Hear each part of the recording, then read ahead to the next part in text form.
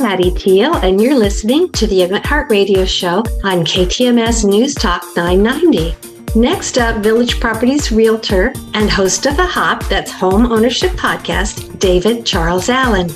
Welcome to The Hop. This is David Charles Allen, Realtor at Village Properties in Santa Barbara, California, with my great friend and co-host, Patty Teal. I'm doing amazing. Hey, Patty, how you doing?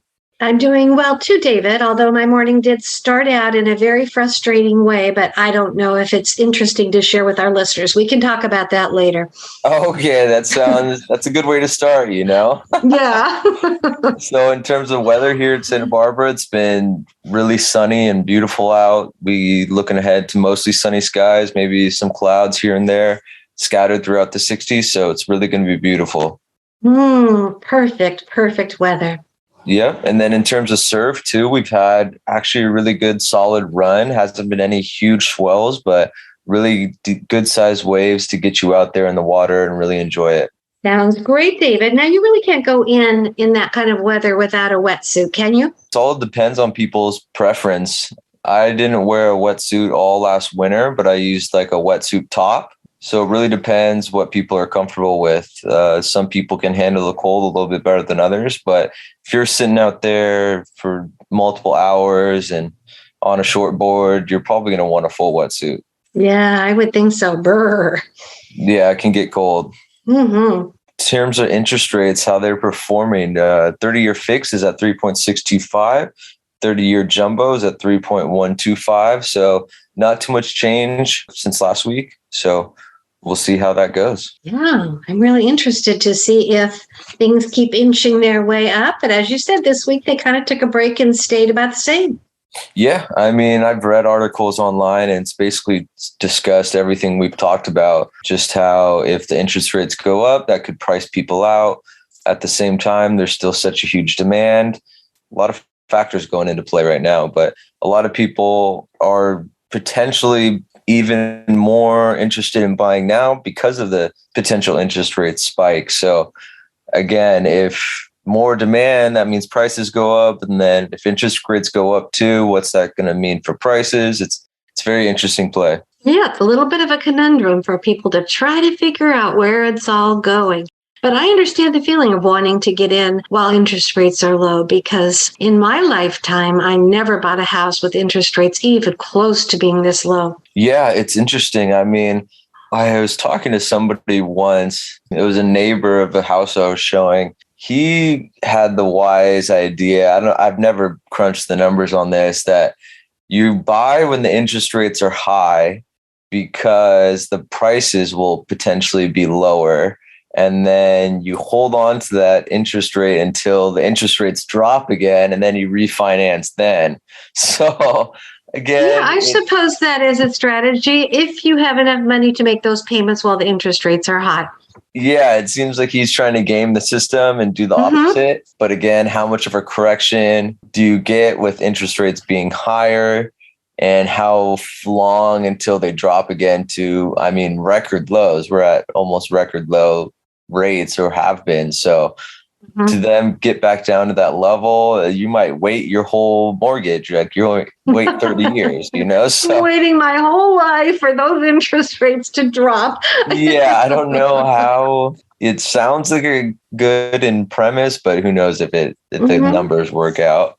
Interesting. Yeah, it's best to just focus on what you can afford and not worry about the rest. And then in terms of statistics, we had 38 new listings, 5 price changes, 24 that closed, 36 that went pending, 0 that expired, and 2 that were coming soon. So we're seeing a little bit of a pickup in terms of new listings. We're getting 20s for a couple weeks, right? But we should be at the 50 or 60 level, and we're still lower than 40. So, and no new supply, as in supply staying on the market with pretty much equal new listings to pendings. Right. So they kind of wipe each other out in that way. So when you say we should be, typically this time of year, they're in the 50 to 60 range. Is that what you're saying?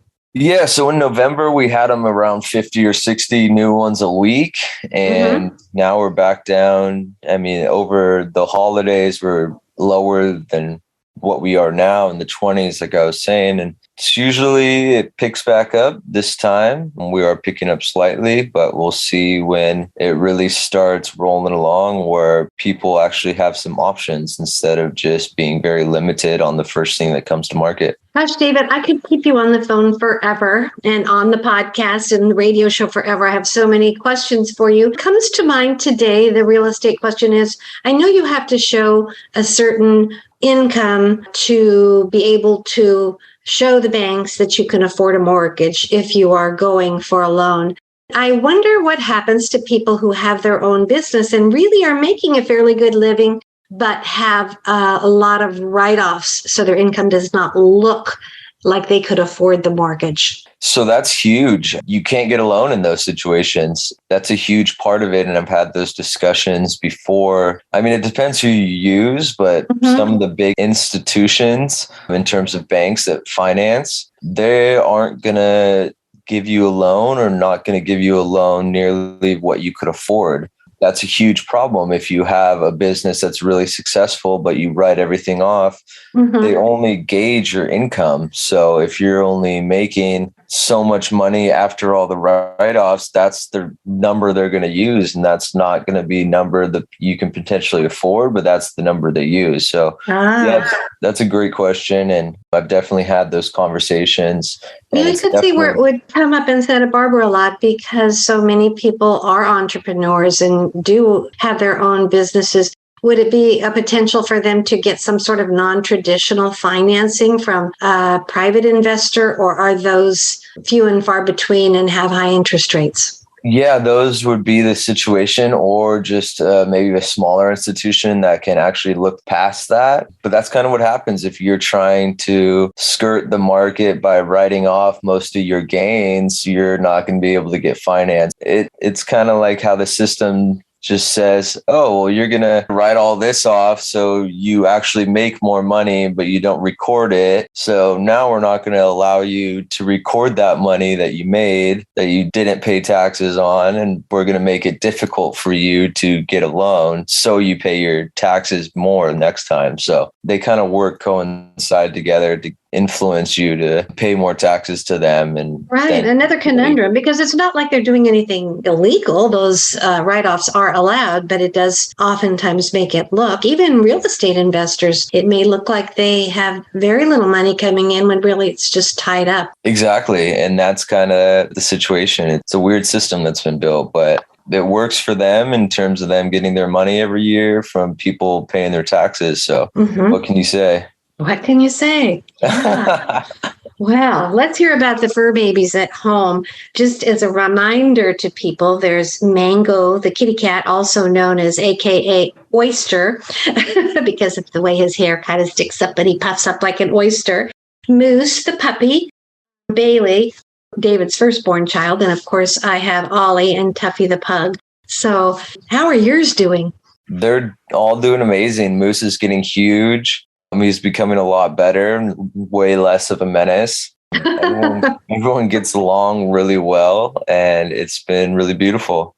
Oh, so glad everybody's getting along. How's your little family doing? I've decided this is actually good for both Ollie and I. We both have gained a little bit of weight, and Ollie, he doesn't eat that much, but his metabolism is a little bit slow and he does tend to gain weight. So in addition to playing ball with him, I have been trying to take him to the park and jog/walk with him, and he absolutely loves it. So we'll see how much of a difference that makes. I want him around for a long time.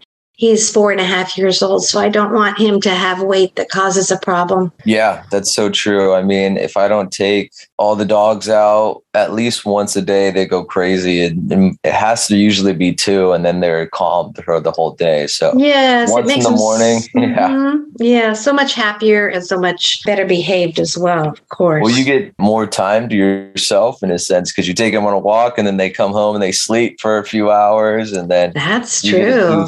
Get stuff done, and then you take them on a walk again, they go back and sleep again, and you're just like, okay, now I can actually accomplish things in my day and then not just be all over you the whole time. So yes, it and works there's for your nothing, benefit. absolutely, there's nothing more fun than walking your dogs, I think. It's just the best, whether it's the beach or up in the trails there in Santa Barbara. It's wonderful. Yeah, they just love being outside and smelling all the scents and prancing around, and they just love it.